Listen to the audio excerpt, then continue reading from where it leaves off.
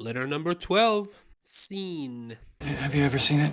Seen what? Pronounced like the letter S, sa. Now I couldn't make up my mind on what does it look like.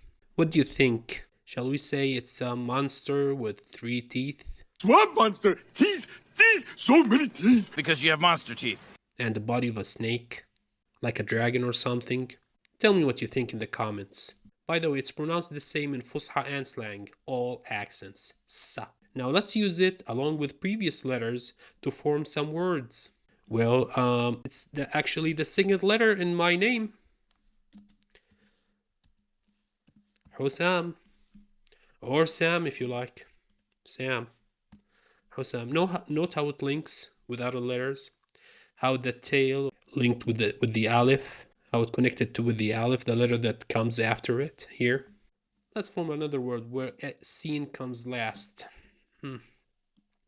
How about ras? Ras, which means head. How about it comes first as the first letter? How about sir, which means secret?